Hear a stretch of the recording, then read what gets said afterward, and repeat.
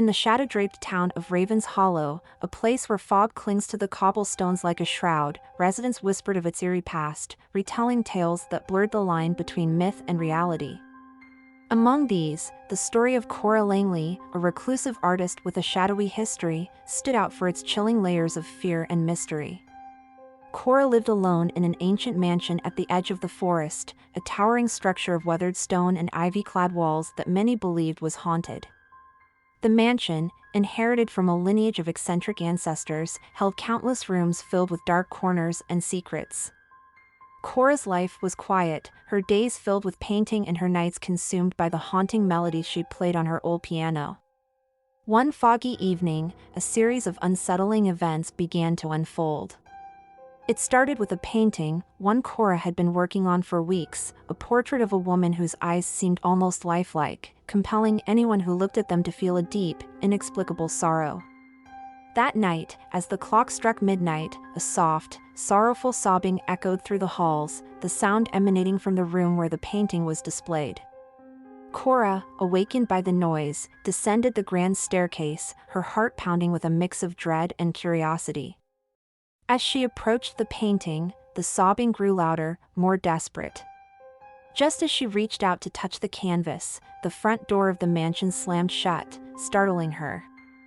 A cold wind swept through the hall, extinguishing all the candles except one, which flickered ominously.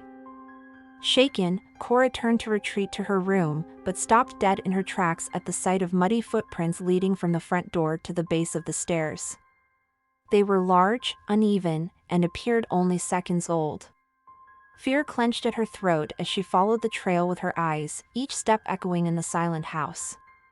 Deciding to confront whatever or whoever had invaded her home, Cora retrieved a heavy candlestick as a makeshift weapon and followed the muddy trail.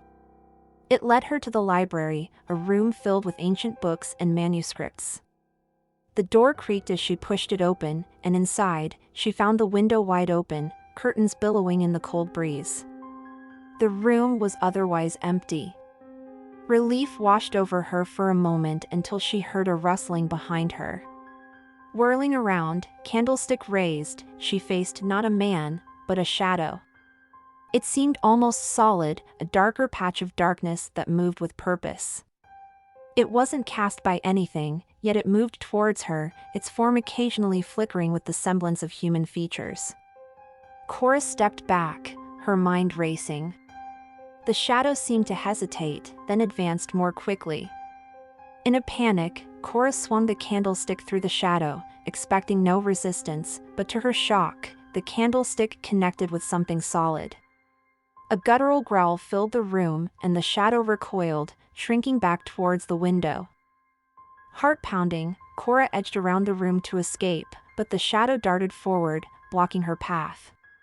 It was then that the portrait's eyes flashed in her mind, those sorrowful, lifelike eyes. A realization dawned on her, chilling her to the bone. The shadow was connected to the portrait, perhaps a manifestation of the painted woman's spirit. With no other choice, Cora dashed towards the library's fireplace, grabbing a burning log. She brandished the flaming wood like a torch, thrusting it towards the shadow. The room filled with an ear-piercing shriek as the shadow retreated, its form disintegrating under the assault of light and fire. Breathing heavily, Cora watched as the shadow vanished completely, the room falling silent once more. She dropped the log back into the fireplace, her hands trembling. The immediate danger had passed, but the night's horrors were far from over. As dawn broke over Raven's Hollow, Cora sat in her studio, staring at the unfinished portrait. The woman's eyes seemed to gaze back at her with a new intensity, a silent plea evident in their depths. Cora knew then that the night's events were only the beginning of what was to unfold. The connection between the portrait and the shadowy manifestation needed to be understood, and she feared what discoveries might lie ahead. Outside, the first light of morning did little to dispel the thick fog that clung to the grounds of the mansion. As Cora contemplated her next move, a knock sounded at the door, slow and deliberate. A new visitor? Or something far more sinister, drawn to the mansion by the night's dark events? Continued from previous segment, Cora rose slowly, her body stiff from the night's ordeals. The knock repeated, each thud against the old wood of her door echoing like a drumbeat in the quiet morning. Her heart raced as she approached, every fiber of her being screaming that the nightmare was not yet over. With a trembling hand, she reached for the door and pulled it open. The fog poured in like smoke from an extinguished fire, thick and nearly palpable, obscuring her view of the figure standing on her doorstep. It was a man, his features vague and indistinct through the mist, but there was something unsettlingly familiar about his presence. "Can I help you?" Cora asked, her voice barely above a whisper. The man stepped forward, his features becoming clearer as he emerged from the fog. He was elderly, his face lined with age and eyes that held a depth of sadness, or was it malice? Cora couldn't tell. He wore a long, tattered coat and held a hat in his hands, twisting it nervously. "I need to speak with you, Miss Langley," he said, his voice rough like gravel. "It's about the painting. The one you're working on." Cora felt a chill run down her spine. "How do you know about my paintings?" she asked, her suspicion rising. "I've been aware of your work for some time," the man replied evasively. "Please, may I come in? It's urgent." Reluctantly, Cora stepped aside, allowing him entry. The man moved past her, his gaze lingering on the walls lined with Cora's paintings as if searching for something. When his eyes finally landed on the portrait of the woman with sorrowful eyes, he stopped. "This is the one," he said, pointing. "This is why I'm here." Cora watched him warily. "What about it?" The man turned to face her, his eyes grave. "This woman, the one you've painted, she was my wife." Shock coursed through Cora. I didn't know her. I just imagined her," she stammered, confusion clouding her thoughts. "No," the man said firmly. "You didn't imagine her. She was real, and she died tragically many years ago. And now, it seems she has returned through your painting." The room seemed to spin around Cora as she processed his words.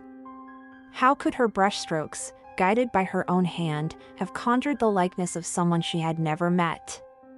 "What do you want from me?" Cora asked, a sense of dread building within her. "I need you to help me free her spirit," the man said. "She is trapped, bound to this world by some unfinished business. I believe your painting has somehow bridged a gap between her and the living." Cora felt the weight of the man's request. It was madness, yet after the horrors of the previous night, she could not dismiss it outright. "How can I help?" she asked tentatively. "You must finish the painting," he replied. "Complete it, and perhaps it will give her the peace she needs to move on." The task seemed insurmountable, but as Cora glanced at the portrait, the woman's eyes seemed to plead with her for release. With a heavy heart, she agreed to the man's request. The next few days were a blur as Cora worked tirelessly on the portrait, the old man watching her every stroke with an intensity that made her skin crawl. The eyes of the woman in the painting followed her, sorrowful and knowing, as if aware of their nearing fate. As Cora added the final touches, a storm began to brew outside, the wind howling like the cries of the damned. The house creaked and moaned under the strain of the gale, and the lights flickered ominously. Just as Cora stepped back to view the completed painting, the power went out, plunging the house into darkness. Thunder roared, shaking the windows, and for a moment, the world was nothing but shadows and noise. Then, as quickly as it had gone, the power flickered back to life. Cora turned back to the painting, her breath catching in her throat. The woman's expression had changed, where there was once endless sorrow, there was now a semblance of peace. But the room was not empty. Standing beside the painting was the silhouette of a woman, her form ethereal and shimmering with an otherworldly light. The old man stood beside her, his hand reaching out to hers. "Thank you," he whispered, his voice choked with emotion. The figures looked at each other, their hands nearly touching, and then turned to look at Cora, gratitude evident in their spectral eyes. But as the scene before her seemed to reach a resolution, the wind outside grew fiercer and the house shuddered under its force. The ethereal woman and the old man seemed to struggle against an unseen force, their forms flickering like candle flames in a tempest. The air in the room thickened, heavy with a charge that made the hair on Cora's arms stand on end. The painting, now seemingly alive, pulsed with a strange, luminescent glow. The colors swirled on the canvas, no longer confined by their outlines, creating a mesmerizing but terrifying spectacle. Cora felt an overwhelming sense of dread as the atmosphere around her seemed to warp and twist. "Quickly, we don't have much time," the old man shouted over the howl of the wind, his voice urgent and fearful. "Something has been unleashed." Cora, rooted to the spot in fear, watched as the figures in the room began to distort, their features elongating and twisting into grotesque versions of themselves. The pleasant expression on the ethereal woman's face turned into a mask of agony, and her eyes, so much like those in the painting, pleaded for release. "Help us," she cried, her voice a haunting echo that seemed to bounce off the walls of the mansion. But before Cora could move or speak, a dark shadow detached itself from the corner of the room. It moved with an unnatural fluidity, gliding over the floor, absorbing light and warmth as it expanded. The temperature dropped sharply, and Cora's breath became visible in the air, her exhales forming misty clouds in the frigid atmosphere. The shadow enveloped the ethereal woman and the old man, their cries of terror cutting through the din of the storm. The old man reached out towards Cora, his expression one of desperation and warning. "Banish it," he screamed. "The amulet! Use the amulet!" Cora's eyes darted around the room in panic, searching for anything that might resemble an amulet. Her gaze landed on a small, antique box on the mantelpiece, one she had never dared to open, left behind by her ancestors who had once dabbled in the occult. With no time to hesitate, she rushed to the box, her fingers trembling as she fumbled with the latch. Inside, nestled on a bed of faded velvet, lay a dusty silver amulet, its gemstone center pulsating with a dim light. Barely understanding her actions but driven by instinct, Cora snatched the amulet and held it out towards the shadow. The amulet vibrated in her hand, a hum of power building within it, resonating with the storm's fury. "By the light and darkness, I command thee, banish!" Cora shouted, her voice steadier than she felt.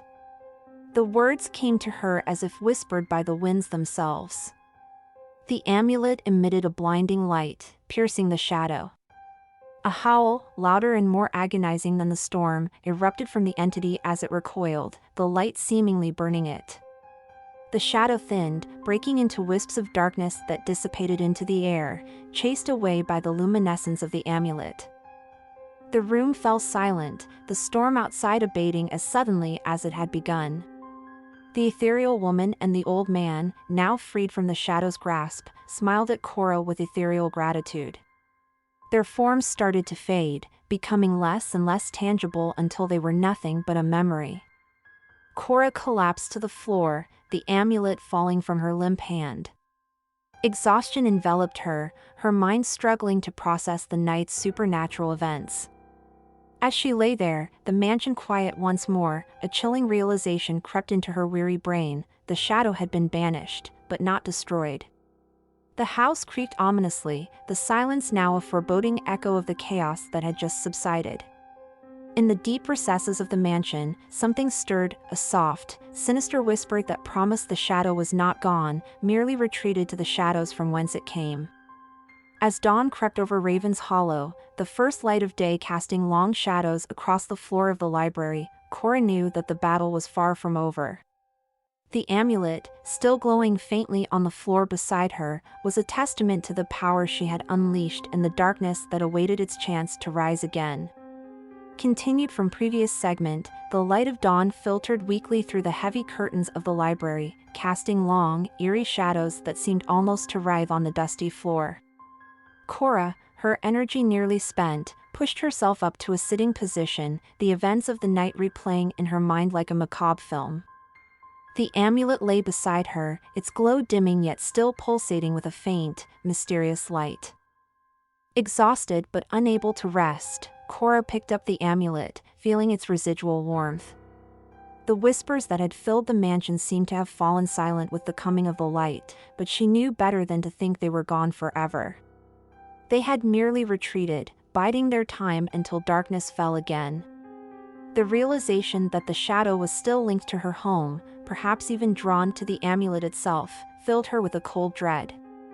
Determined to understand the full extent of the danger she now faced, Cora decided to delve deeper into her family's history. The mansion had always been a place of secrets, and it was time to uncover them. She made her way to the attic, a place she seldom visited, where generations of her ancestors had stored their most personal possessions and, possibly, the keys to understanding the current haunting. The attic was cluttered with trunks and boxes, each covered in layers of dust and cobwebs. As she opened each one, she found old photographs, letters, and artifacts, a tapestry of her family's long and tumultuous history.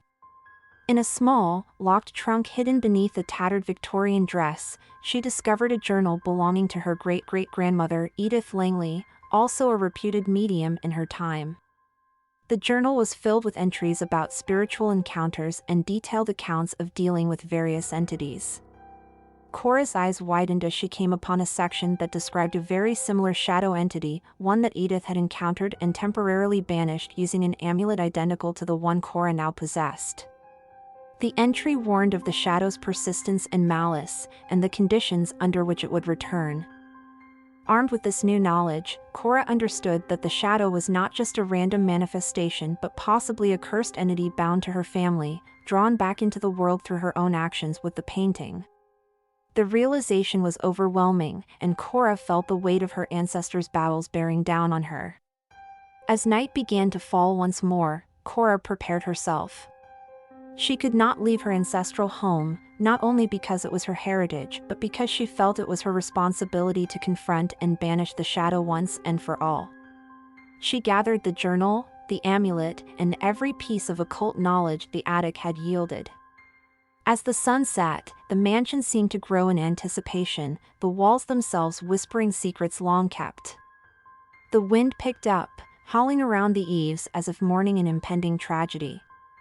Cora sat up in the main hall, where the portrait still hung, its subject's eyes now closed as if in peace. The clock struck midnight, and the house fell eerily silent. Then, the temperature dropped, breaths turning to mist, and a darkness began to seep through the walls, thicker and more oppressive than night alone. The amulet in Cora's hand began to glow fiercely, its light a beacon in the encroaching gloom. She could feel the shadow's presence, a suffocating evil that sought to extinguish her light. Cora stood her ground, chanting incantations from Edith's journal, her voice steady despite the fear that clawed at her heart. The shadow formed before her, a swirling mass of darkness, its power palpable as it faced her. The battle of wills was intense, Cora using every piece of arcane knowledge she had learned from the journal. The amulet blazed with radiant light, piercing the shadow, breaking it into fragments that screamed in rage and pain. But each piece seemed to regenerate, pulling together repeatedly, a relentless enemy fueled by centuries of hatred and darkness.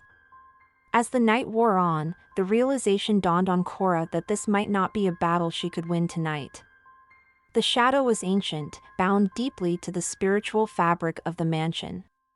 With every chant and every flare of the amulet, she pushed it back, but it was a temporary victory at best. The entity was part of the house, part of her legacy, a curse she might have to face again and again. As dawn approached, the shadow receded once more, beaten back but not destroyed. Cora, exhausted, knew that the respite would be brief. She had held off the darkness for now, but it would return. The mansion stood silent in the early morning light, a sentinel against the darkness, with Cora as its keeper. She realized that her battle was not just about survival but about understanding and possibly breaking a cycle that had ensnared.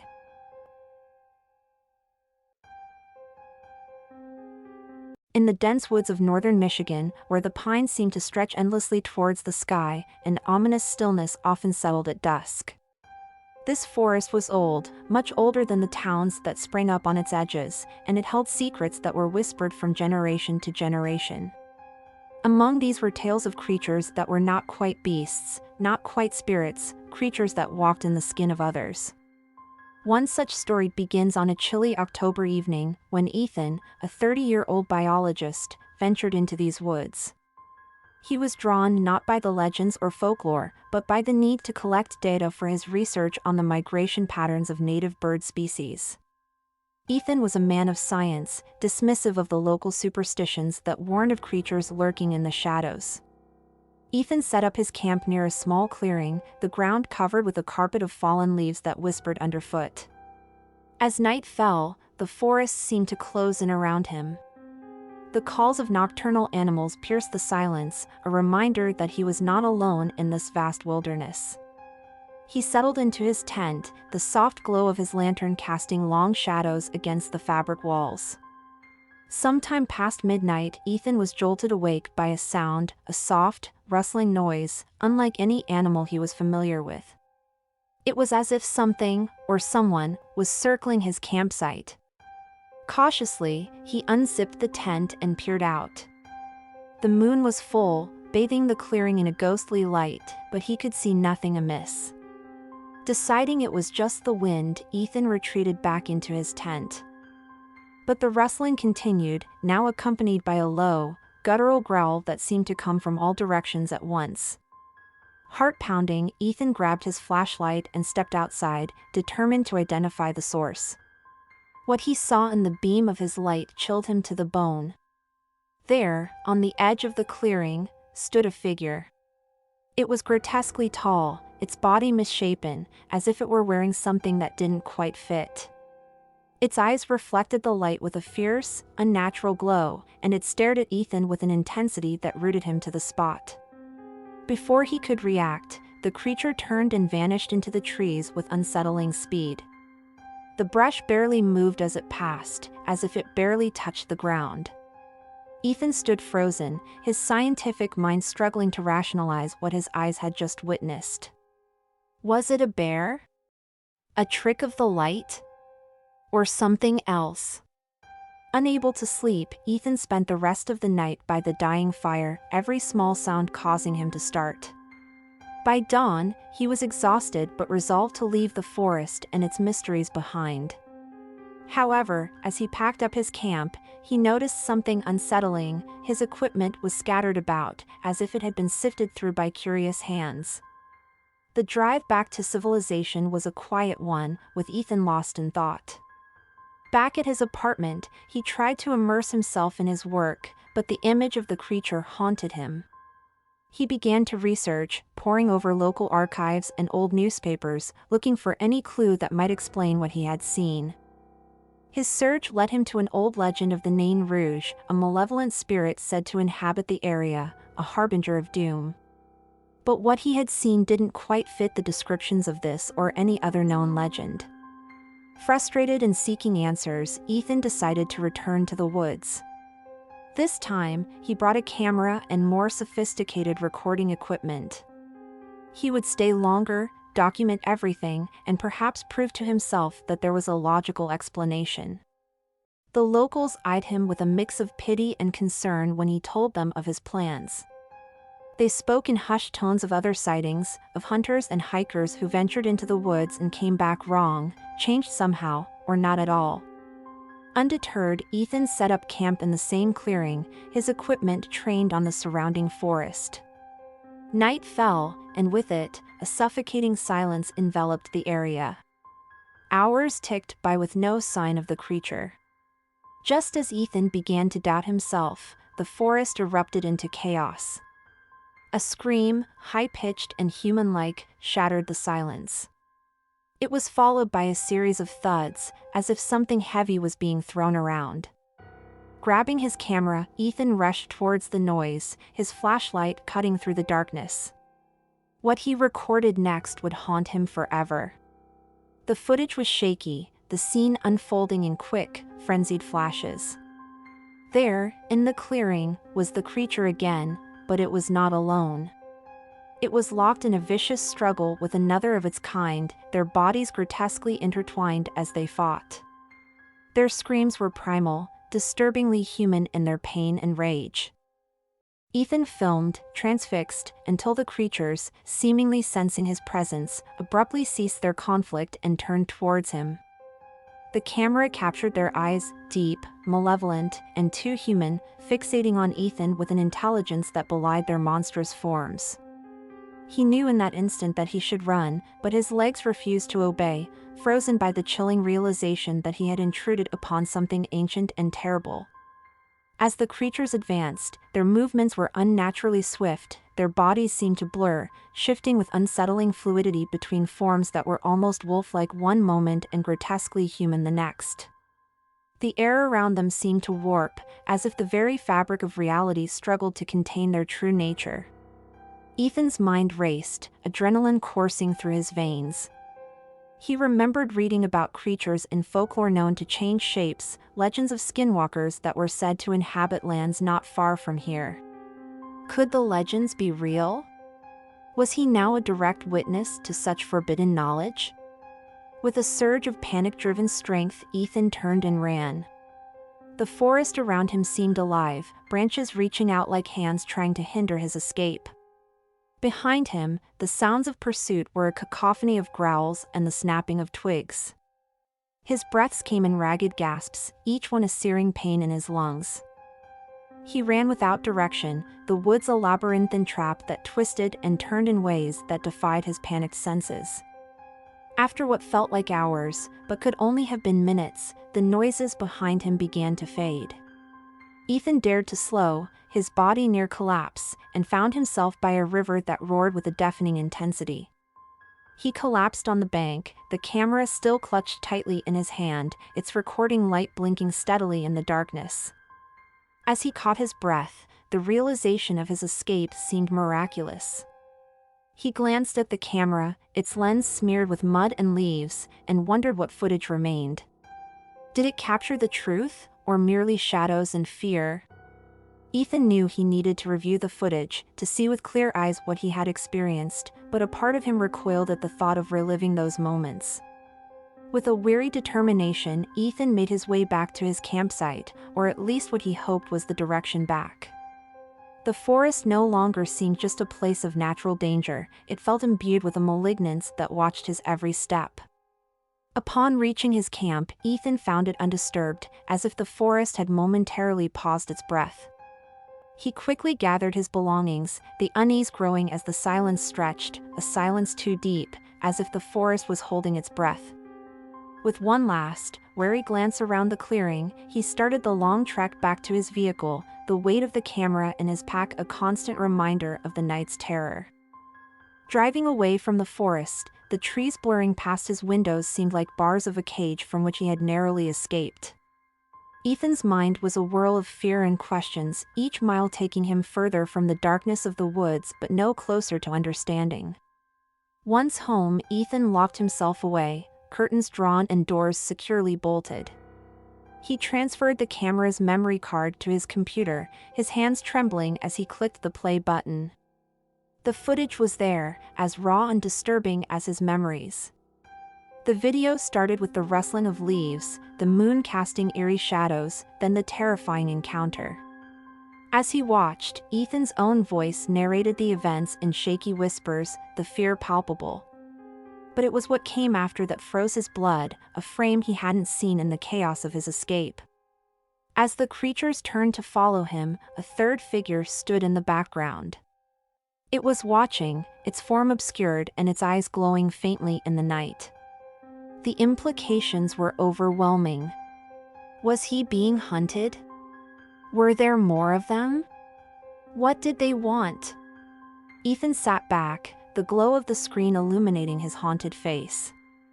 He knew he had to go back.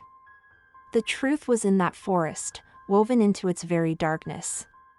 He had to uncover it, not just to prove what he had seen, but to protect others from wandering into a nightmare they could not fathom. As night fell outside his window, Ethan planned his return to the woods of northern Michigan, unaware that the story he was so desperate to uncover was already weaving him deeper into its dark heart. Continued from previous segment, Ethan spent the following days poring over every detail of the footage, each frame magnified and scrutinized. He noted the eerie silence that fell just before each appearance of the creatures, a stillness so profound it seemed as though the forest itself was holding its breath in fear. His notes became a map of terror, timestamps, coordinates, observed behaviors, and speculations about their origins. But the shadowy third figure haunted him the most. It appeared deliberate, an observer to the carnage and chaos. Determined to find answers, Ethan reached out to a professor of anthropology known for her research on cryptids and supernatural folklore. Dr. Miriam Cole had spent her career studying the phenomena that science often dismissed. She agreed to meet Ethan, her curiosity piqued by his evidence and the urgency in his voice. They met at a quiet cafe, away from prying eyes and ears. Ethan shared the footage with her on his laptop, watching Dr. Cole's expression shift from skepticism to a focused concern. When the video finished, she leaned back, her fingers steepled in thought. "This is extraordinary," she murmured. "And terrifying. These creatures, your description of their behavior, the shifting, it aligns with old Navajo tales of skinwalkers, but also with other global myths of shapeshifters. The figure in the background, however, suggests a different sort of presence. Perhaps a watcher or guardian of some sort." Ethan nodded, feeling a mix of validation and dread. "What do you suggest I do?" he asked. Dr. Cole was quiet for a moment before responding. "This might go deeper than we imagined. I have contacts in the cryptozoological community, experts who might help us understand better. But you should know, pursuing this could be dangerous. These beings, if they are what we think, may not appreciate being observed." Despite the warning, Ethan felt the pull of the mystery deepening. "I need to go back," he stated. "There's something pulling me there, a need to understand." Dr. Cole frowned but nodded. "If you're determined to return, then you must be prepared. I can provide you with some equipment that might help, cameras that see beyond the normal spectrum, audio devices that can capture frequencies beyond human hearing. And I'll come with you. There's strength in numbers, and perhaps together, we can uncover the truth." Their preparations took several days. Dr. Cole procured the specialized equipment and contacted a few trusted colleagues who would remain on standby, ready to act if anything went wrong. They planned their trip meticulously, aiming to reach the forest just before dusk. Ethan felt a strange anticipation mixed with fear. He was about to step back into a nightmare, but this time, he would not be alone. The drive to the forest was tense, each mile bringing them closer to unknown dangers. They reached the same clearing where Ethan had encountered the creatures. The forest seemed unwelcoming, the trees standing like silent sentinels against the fading light. They set up their equipment, cameras in a circle around the clearing, microphones pointing towards the densest parts of the woods, and infrared sensors positioned to catch any movement. Night fell, and the forest grew eerily quiet. Ethan and Dr. Cole sat back to back, their eyes scanning the darkness, every sense alert. Hours passed. The equipment hummed softly, the only sound in the oppressive silence. Ethan's eyes flicked to the monitors, watching the thermal images for any sign of life. Suddenly, the temperature dropped, a coldness seeping into the air that felt almost supernatural. Dr. Cole stiffened beside him. "Something's coming," she whispered. On the monitor, a flurry of activity erupted. The cameras picked up rapid movement at the edge of the clearing, forms shifting between human and animal, too fast to follow. The audio equipment crackled with a static that escalated into a cacophony of unnatural sounds, whispers, growls, and a high-pitched keening that seemed almost a warning. Ethan and Dr. Cole watched in horror as the forms approached, the air around them shimmering with an unnatural energy. The creatures were there, just beyond the light, watching, waiting. The watchers from Ethan's previous encounter appeared clearer now, their forms more defined, an ominous presence that oversaw the actions of the skinwalkers. As the standoff continued, Ethan felt a pull, an inexplicable draw towards the watchers. It was as if they were communicating without words, beckoning him to step forward, to join them in the darkness. He felt himself rise, a step taken before he could think. "Stay back," Dr. Cole hissed, grabbing his arm. But the pull was strong, an almost magnetic allure that was hard to resist. The night deepened, the moon casting a silver glow over the clearing. The watchers and the skinwalkers remained just beyond the reach of their cameras, an unsettling tableau of ancient and otherworldly power. The tension between visibility and invisibility, between knowing and the unknowable, stretched out like a taut thread ready to snap. Ethan, caught in the liminal space between his scientific desire to understand and a primal fear of the unknown, felt the watcher's gaze upon him. It was a penetrating stare that seemed to reach into his very soul, searching, examining. He shivered, not just from the cold that had enveloped them, but from the realization that this encounter was not happenstance, it was an orchestrated meeting, as if he had been summoned to this very moment. Dr. Cole, noticing Ethan's transfixed state, began to chant softly under her breath. The words were from an ancient language, one used in rituals meant to ward off evil spirits. As she chanted, the air around them seemed to thrum with energy, a vibrating barrier that protected them, yet also intensified the curiosity of their watchers. The creatures' movements became more deliberate, their forms shifting less chaotically as they approached the edge of the barrier Dr. Cole's words had created. They paced like caged animals, their forms now clearly visible as both beast and eerily human, their eyes glowing with a fierce intelligence and hunger. The equipment around Ethan and Dr. Cole continued to record everything, the screens alive with the thermal signatures and the eerie audio of this otherworldly encounter. Ethan could hear the whispers now, not just through the equipment but in his mind, voices that were ancient and seductive, filled with promises of knowledge and power, if only he would step forward. "Fascinating," Dr. Cole whispered, her eyes wide with both fear and awe. "Ethan, whatever happens, do not break the circle.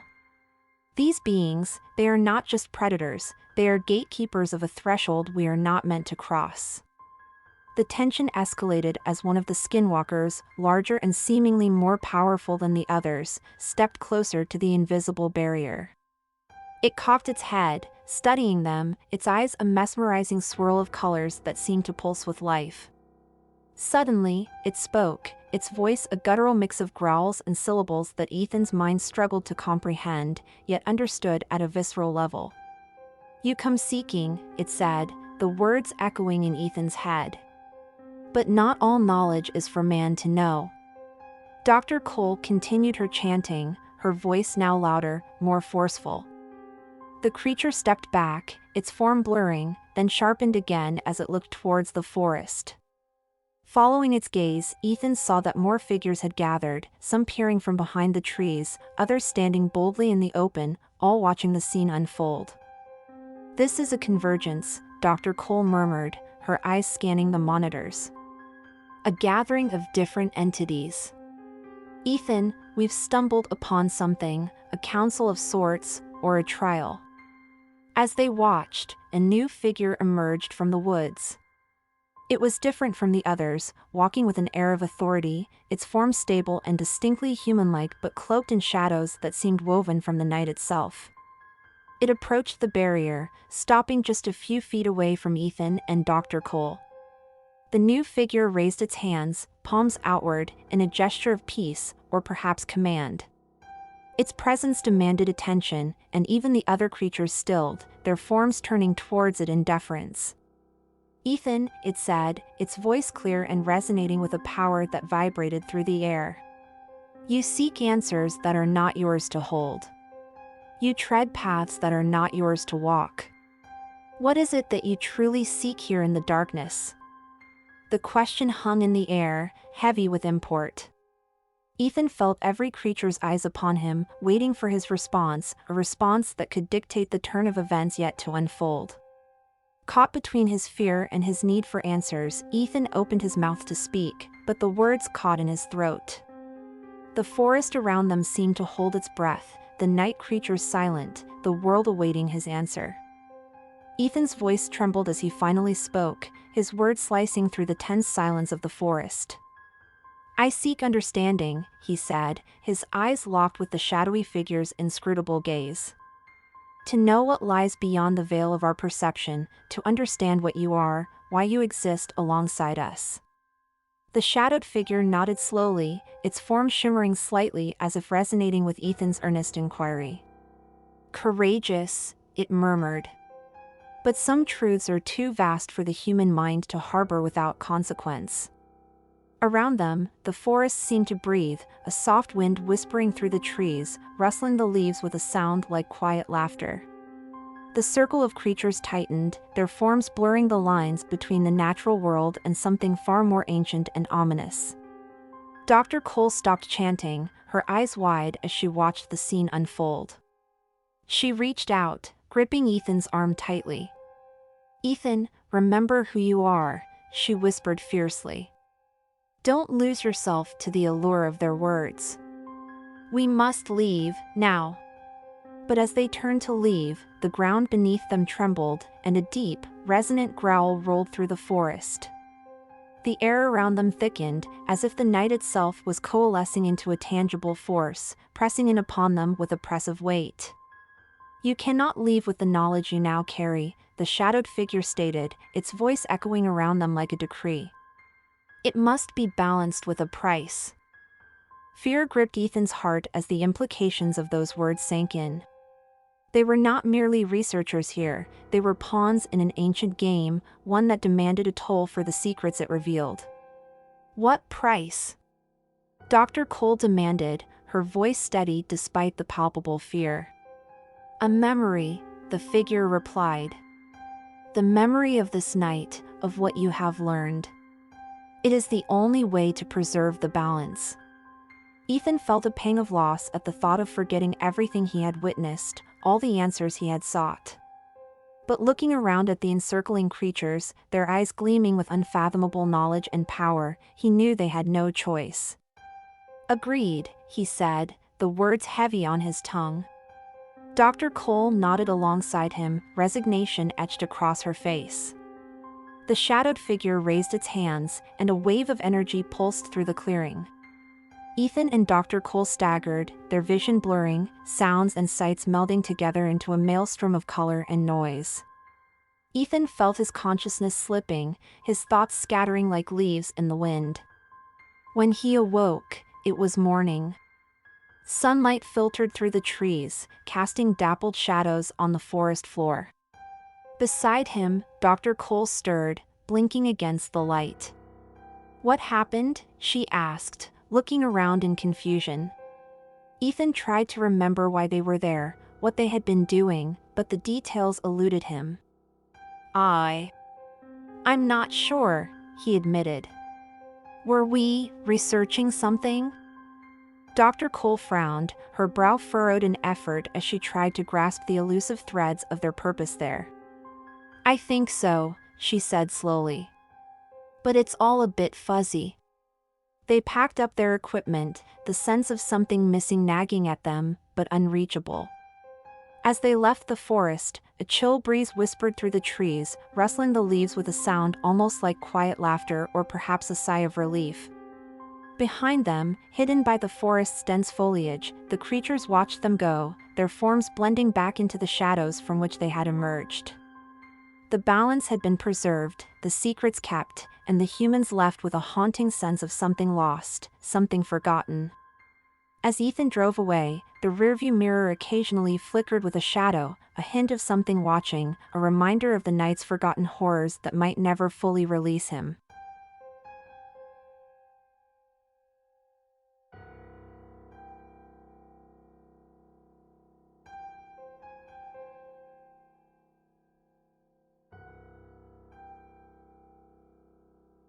In the small, seemingly unremarkable town of Willow's End, hidden truths and ancient secrets festered beneath the surface, passed down through generations in hushed tones and fearful whispers. At the heart of these tales was the old Whitmore estate, a sprawling mansion that had stood abandoned for decades, its darkened windows and overgrown gardens a constant reminder of its sinister past. The mansion's history was as old as the town itself, tied to the Whitmore family who had once been its illustrious residents. The last of the Whitmores, Eleanor, had disappeared one stormy night in 1947, under circumstances so mysterious and terrifying that even now, the locals avoided speaking her name, fearing it might invoke something best left undisturbed. Jordan Reed, a young and ambitious writer fascinated by the paranormal, arrived in Willow's End with the intent of uncovering the truth behind the Whitmore legends for a new book. He was drawn not only by the stories of ghostly apparitions and unexplained phenomena but by the challenge of staying in the mansion itself, to experience firsthand what so many others had sworn to be true. As Jordan approached the old mansion, the air seemed to thicken, charged with an electric anticipation. He pushed open the heavy front door, its hinges groaning in protest, and stepped into the grand foyer. Dust motes danced in the beams of light that filtered through the gaps in the boarded-up windows, and somewhere in the depths of the house, wood creaked ominously. Jordan spent the first few days exploring the mansion, setting up cameras and audio recorders in the most notorious spots, the grand ballroom, where it was said you could still hear the faint strains of music and laughter long past midnight, the library, where books reportedly flew off shelves without any breeze, and, most chillingly, Eleanor's bedroom, where her presence was said to be felt strongest. Each night, as darkness enveloped the mansion, Jordan would sit in the dim glow of his laptop, reviewing the footage, listening for anything out of the ordinary. At first, there was nothing but the usual creaks and groans of an old house settling. But on the third night, just as he was about to shut down for the evening, a sudden chill swept through the room, and the air was filled with the faint, unmistakable scent of lilac, Eleanor's favorite perfume. Grabbing his camera, Jordan hurried to the source of the scent, Eleanor's bedroom. The door, which he remembered closing, was now eerily ajar. He pushed it open gently, his heart pounding in his chest. The room was bathed in moonlight, the bed's canopy casting ghostly shadows on the floor. And there, in the corner by the window, stood a figure, a woman, dressed in a flowing white gown, her back to him. Jordan's breath caught in his throat. He raised his camera, the viewfinder trembling in his hands. The figure slowly turned, and Jordan could see her face, pale and sorrowful, undeniably Eleanor. Her lips moved, as if whispering something he couldn't quite hear. He stepped closer, straining to catch the words, when suddenly the floor beneath him gave way with a thunderous crash, and he fell through into darkness. He awoke sometime later, his head throbbing, in what appeared to be a hidden basement under the mansion. The air was musty, filled with the scent of earth and decay. As his eyes adjusted to the dim light, he realized he wasn't alone. Figures moved in the shadows, whispering, their voices a cacophony of sadness and rage. And among them, still in her white gown, stood Eleanor, watching him with those deep, sorrowful eyes. "Help us," she whispered, her voice echoing in the stagnant air. Jordan tried to respond, to ask who us was, but the figures were closing in, their whispers growing louder, more urgent. Desperation tinged Eleanor's voice as she reached out to him, her hand cold and ethereal. The voices became unbearable, a symphony of despair that threatened to overwhelm him. Jordan scrambled backward, his mind racing for a way out, when he noticed a faint light glowing from behind a crumbling wall. As he moved towards it, the voices surged, as if trying to hold him back. Jordan pressed forward, his body weighed down by a fear that clung to him like the damp, musty air of the basement. The figures' whispers became cries, their forms blurring as they reached towards him, their hands grazing the air just inches from his back. The wall was now just a few desperate strides away, its surface rough and cold under his touch. A small, rectangular outline suggested a hidden door, barely visible beneath the layers of dirt and grime. With trembling hands, Jordan pushed against the outline, and to his relief, the section of wall swung inward, revealing a narrow tunnel dimly lit by an inexplicable, flickering light. Without a glance back, he squeezed through the opening, the cries of the figures echoing behind him as the door swung shut, cutting off the clamorous despair that filled the basement. The tunnel was cramped and the walls felt close enough to close in on him. The air was cooler here, and the light, though faint, guided him forward. The ground underfoot was uneven, scattered with debris and old, decaying remnants of what looked like previous explorations, broken pieces of wood, fragments of cloth, and scattered papers that crumbled upon touch. As he moved deeper, the history of the Whitmore estate seemed to seep from the very walls of the tunnel. Faded murals appeared sporadically, depicting scenes of the Whitmores' lives, lavish parties, quiet family moments, and darker images that seemed to grow in intensity the further he went, scenes of rituals and possibly occult practices. Jordan's thoughts raced as he walked. The figures in the basement, were they trapped spirits, victims of the Whitmores' dark dealings? And Eleanor, was she their warden or another victim, bound to the place of her demise? After what felt like hours, but could only have been minutes, Jordan emerged into a larger underground chamber. This room was different. It was circular, with a domed ceiling that allowed moonlight to filter through a small, barred opening at the top, casting silvery beams onto the center of the floor. In that circle of moonlight stood an altar, and upon it, a book bound in what looked to be leather, but upon closer inspection, seemed uncomfortably akin to human skin. Around the altar, more murals depicted a figure, undoubtedly Eleanor, performing various rituals, her expression solemn and determined. As Jordan approached the altar, drawn by a mix of dread and irresistible curiosity, the air grew thick with the scent of lilacs, strong and suffocating. The book lay open, its pages yellowed with age, filled with writings in a language he couldn't understand, accompanied by strange diagrams and sketches. Suddenly, the ground trembled, a low rumbling that seemed to come from the very depths of the earth. The murals on the walls appeared to move, the figures animated by the flickering shadows. Jordan spun around, heart pounding, half expecting the spirits from the basement to surge through the walls. Instead, he found himself alone, yet the presence of something unseen was palpable. The air pulsed with energy, and the pages of the book began to turn, stopping on a page that showed a detailed drawing of the Whitmore estate, with a specific spot in the garden marked with an ominous X. Jordan felt a cold breeze brush against his neck, and a voice, soft yet commanding, filled the room. "Find it," whispered the voice, so much like Eleanor's that he spun around again, but there was no one there. Gathering his courage, Jordan took a photo of the page with his phone, the modern device incongruous in this ancient, eerie setting. He knew he needed to explore this clue, to venture back into the light and find what was buried in the Whitmore gardens. But as he turned to leave, the chamber began to shake more violently, dust and small stones falling from the ceiling. The murals seemed to scream in silence, their painted eyes following him as he ran back towards the tunnel, the voice echoing in his mind, a mantra that promised answers and threatened despair: "Find it, find it, find it." As he emerged from the tunnel's darkness, the light of dawn was just beginning to break, casting long shadows across the Whitmore estate. The garden, overgrown and wild, awaited him, hiding its secrets beneath layers of earth and time. Jordan's journey into the heart of the Whitmore mysteries was far from over. As he stood, catching his breath, looking over the sprawling grounds, he knew that whatever was buried there was the key to understanding the terrifying events of the past, and perhaps of stopping them from ever happening again. Jordan approached the overgrown garden with a palpable sense of trepidation. The early morning mist that hung low over the ground seemed to swirl actively around the spot marked on the old map. Armed with a small shovel he had found in the estate's shed, he began to dig at the marked spot, each shovel full of dirt intensifying the eerie feeling that he was about to uncover something best left buried.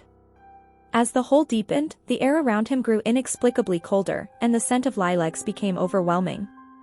Jordan paused, wiping the sweat from his brow, his breath visible in the cold air. The ground beneath the surface was unnaturally hard, and as he scraped away the last layer of soil, his shovel clinked against something solid. Clearing away the dirt, Jordan uncovered a small, intricately carved box made of dark wood and bound with iron bands. It was surprisingly well preserved despite presumably being buried for decades. Tentatively, Jordan lifted the box. It was heavier than it looked, and it hummed with a strange, vibrating energy that made his hands tingle. He set it down on a flat stone nearby and slowly opened it. Inside, wrapped in a black velvet cloth, was an amulet composed of a dark, opaque stone set in a twisted silver frame. The amulet pulsed with a dark light, as if absorbing the weak morning sun. Jordan felt a deep, instinctual urge to close the box and rebury it, yet he couldn't pull his eyes away from the amulet. It was mesmerizing, horrifying, and beautiful all at once. As he reached out a hesitant hand, the ground shook violently, knocking him off his feet. The box fell to the ground, and the amulet rolled out, its pulsing energy increasing. From the depths of the hole he had dug, a ghastly wail erupted, sending a chill down Jordan's spine. Shadows seemed to coil around the garden, and the air thickened with a sense of impending doom. The wail turned into a cacophony of voices, all crying out in pain and anger, as if the opening of the box had released their pent-up torment. Jordan scrambled to his feet, his heart pounding in his chest. The amulet's glow intensified, casting ghastly shadows that danced around him, whispering secrets in languages long forgotten.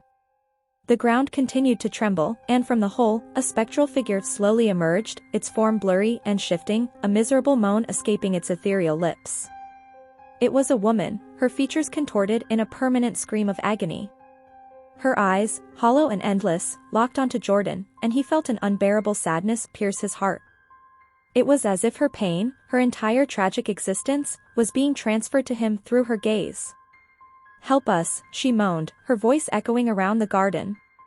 More figures began to rise from the ground, each as tormented as the last, their hands reaching out to Jordan, begging for release. Jordan knew he had to make a choice. The amulet was the key, he was sure of it. It could either seal these tortured souls back into their eternal prison or free them from their unending nightmare. But which? And how?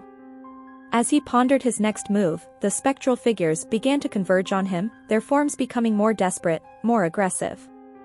The garden was turning into a maelstrom of paranormal activity, the air so thick with spiritual energy that it was becoming hard to breathe. With a deep, steadying breath, Jordan reached for the amulet. Its energy surged as he touched it, a shockwave of power rippling through the garden, knocking the spectral figures back into their graves. The ground shook, the air screamed, and the world turned dark. When the chaos subsided, Jordan found himself alone in the garden.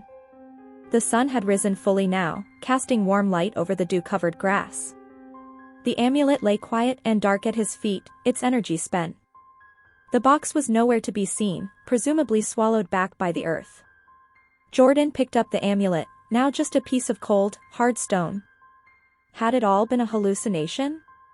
A dream induced by the eerie setting and his own overactive imagination?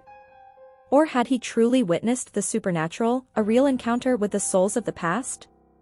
He looked back at the Whitmore mansion, its dark windows staring back at him like the empty eyes of a skull. Something within those walls was calling to him, pulling him back to uncover more secrets, to delve deeper into the mysteries of the Whitmore family. With the amulet in hand, Jordan headed back toward the mansion, each step weighed down by a sense of foreboding. The mansion, with its looming presence, seemed to watch him approach, as if aware of the amulet's return. He felt a magnetic pull towards the building, an inexplicable urge to explore deeper into its history and uncover the layers of mysteries it held. Upon re-entering the mansion, the air shifted, the atmosphere charged with a silent whisper that seemed to emanate from the walls themselves. Jordan's footsteps echoed in the grand hallway, the sound bouncing off the walls, creating an eerie symphony of clicks and taps that followed him as he moved. He made his way to the library, a vast room filled with towering shelves of books, their spines covered in layers of dust and decay. The scent of old paper and mildew was overpowering.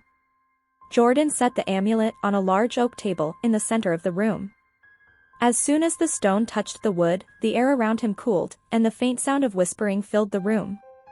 The whispers were indecipherable at first, a cacophony of hisses and murmurs, but as he focused, words began to form, tales of the past spoken by those who had once lived and died within these walls.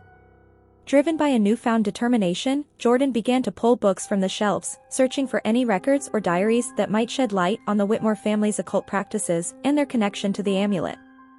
Hours passed as he read through dusty journals and faded letters, piecing together a story of a family deeply involved in the supernatural, their lives intertwined with dark rituals and the summoning of entities from beyond the veil. It became clear that the Whitmores had been not just practitioners but custodians of ancient knowledge, a legacy hinted at in cryptic passages and eerie drawings. One journal, bound in a dark, leather-like material that Jordan dared not identify, contained detailed accounts of the rituals performed, many involving the amulet. It was a tool, it seemed, used to open and close doorways between worlds, a key to realms that mortals were never meant to traverse.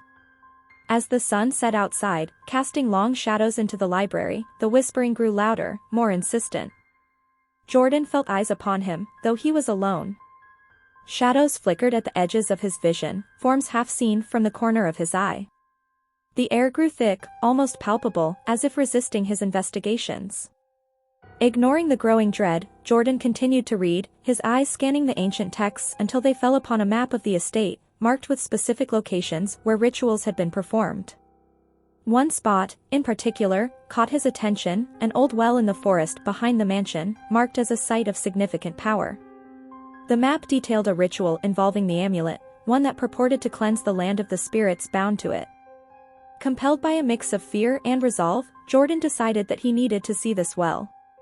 Perhaps there, he could find a way to end the haunting of the Whitmore estate for good. He gathered the necessary materials described in the journal for the ritual, his every movement shadowed by the watchful presence that filled the mansion. Stepping outside into the chilling night air, Jordan followed the map through the dense forest. The trees seemed to close in around him, their branches clawing at the sky, and the path narrowed as he approached the location of the well. The ground was uneven, roots snaking across the path, trying to trip him up. Finally, he arrived at the well. It was older than the mansion, its stones covered in moss and the air around it cold and still. The well's opening was dark, an abyss that seemed to stare back at him as he peered into it. Setting up the ritual materials around the well, Jordan prepared to perform the ritual that he hoped would free the estate and himself from the grip of the Whitmore legacy. As he lit the candles and began to chant the words written in the ancient journal, the wind picked up, howling through the trees with a mournful cry. The candles flickered but remained lit, casting eerie shadows that danced around him. Jordan's voice grew stronger, more confident as he recited the incantations, the amulet in the center of the circle glowing with a light that was not of this world. The ground trembled, leaves rustling as if in warning. The air around the well spiraled, a vortex forming as the boundary between realms thinned. Jordan could feel the eyes of countless unseen entities upon him, their attention focused on the ritual unfolding. As the ritual intensified, the swirling air around the well grew colder and denser, drawing the shadows tighter around its stone rim. The whispering voices, once just a vague murmur in the background of Jordan's mind, now crescendoed into clear, desperate pleas and warnings. The words of the ancient language felt heavy on his tongue, each syllable resonating with an unseen force that seemed to pulse from the ground itself. With each passing moment, Jordan felt an increasing connection to the land and its buried histories, the layers of untold stories of those who had once called the Whitmore estate their home. The glow from the amulet intensified, casting a deep, azure light that illuminated the forest in an otherworldly hue. The trees cast long, twisted shadows that writhed on the ground as if in agony, reacting to the ritual's powerful energies. As Jordan reached the climax of the incantation, a sudden silence fell upon the forest. The wind ceased its howling, and even the ambient sounds of nocturnal creatures stilled, as if the entire world was holding its breath. Then, with a sound like cracking thunder, the air above the well erupted in a vortex of spectral light, revealing glimpses of another realm, ethereal and shimmering, yet filled with an indescribable darkness at its edges. Figures began to materialize around the perimeter of the well, their forms ghostly and translucent. They were the past inhabitants of the Whitmore estate, each bound to the amulet's fate through the dark rituals performed by the Whitmore family. Their faces were sorrowful, filled with a timeless grief that tugged at Jordan's heart. Among them, he recognized Eleanor, her expression the most anguished of all, her eyes meeting his with a silent plea. Jordan, driven by a resolve forged in the depths of the haunted mansion, continued the ritual, his voice now a commanding echo in the night. The figures around the well began to circle, their forms blurring into streaks of light as they moved. The air vibrated with energy, a palpable force that seemed to press against Jordan's chest, making it difficult to breathe. The amulet, now floating above the center of the well, pulsed rapidly, its light beating like a heart. Jordan's hands trembled as he reached the final lines of the incantation, the ancient words shaping the fate of the trapped souls. As he spoke the last syllable, the ground beneath him trembled violently, and a brilliant light burst forth from the amulet, enveloping everything in a blinding glow. When the light dimmed, Jordan found himself alone by the well, the spectral figures gone. The air was clear, the oppressive feeling that had weighed on the land lifted.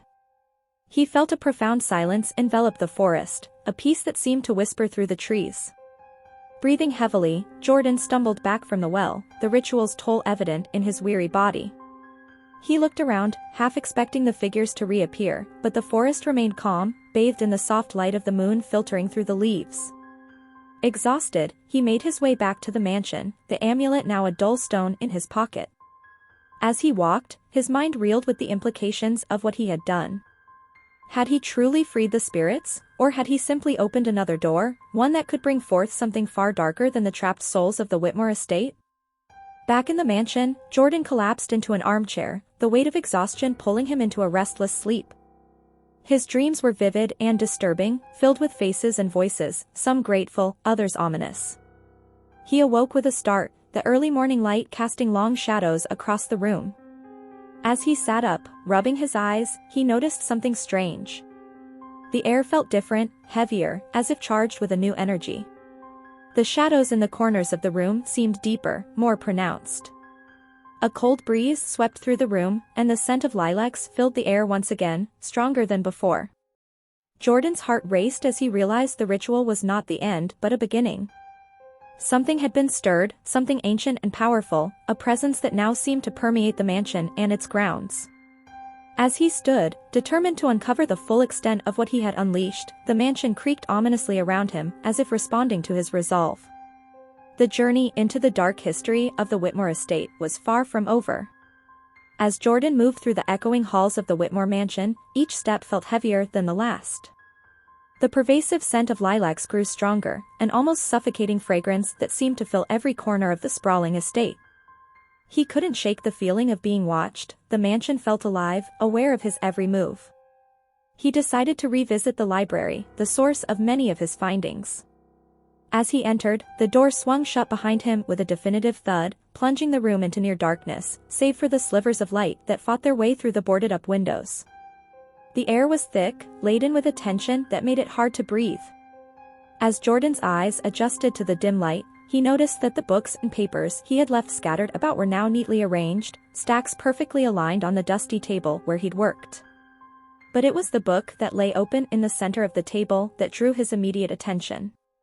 It wasn't one he remembered opening, and it certainly wasn't in any language he recognized. The pages seemed to shimmer with a subtle, otherworldly glow, the strange symbols dancing before his eyes. Compelled by an unknown force, Jordan stepped closer, his hand reaching out to touch the ancient text. The moment his skin made contact with the page, the room filled with a low hum, growing louder until it was a cacophony that resonated in his very bones. The symbols began to rise from the pages, swirling around him in a vortex of light and shadow. Jordan tried to step back, but his feet were rooted to the spot as the whispering voices returned, now deafening, filling his mind with their mournful secrets and dark entreaties. The figures he'd seen at the well appeared in the swirling symbols, their faces contorted in expressions of agony and rage. Among them, he saw Eleanor once more, her eyes now filled with a terrifying resolve. "You have unleashed what cannot be contained," her voice echoed in the whirlwind, chilling Jordan to his core. "The balance is broken, the veil torn. You sought knowledge, but knowledge without understanding is a dangerous weapon." The figures closed in, their hands reaching out to him from within the storm of symbols. Jordan felt their touch, cold and insistent, as they pulled at his very soul, seeking to draw him into their endless torment. In desperation, Jordan tore his hand from the book, the connection breaking with a shockwave that sent him sprawling to the floor. The voices ceased abruptly, the symbols falling back into the pages like rain into a pond. Silence enveloped the room once again, a heavy, oppressive silence that weighed on him like a physical force. Jordan lay there, panting, his heart racing. He knew he had to leave, to escape the mansion and its cursed legacy. But as he pushed himself to his feet, a new realization dawned upon him: the mansion wouldn't let him go so easily. The secrets of the Whitmore family were intertwined with his fate now, bound to him by the ritual he had performed and the knowledge he had sought. He staggered to the window, tearing at the boards that blocked the light. As the first rays of sunlight streamed into the library, illuminating the dust motes in the air, Jordan looked out upon the grounds of the Whitmore estate. The garden was tranquil, the well merely a dark spot among the trees, but he knew that beneath the calm surface, dark forces were still at work. As Jordan prepared for what he knew would be his last attempt to escape the mansion's grasp, the air shifted once again, a soft whisper curling around him. "It's not over, Jordan. It will never be over." The words hung in the air, a promise or a threat, as the mansion settled around him, waiting, watching, for his next move. The story of Jordan Reed and the Whitmore estate was far from concluded, a tale of horror that would continue to unfold in the shadows, long after the last echoes of his footsteps had faded away.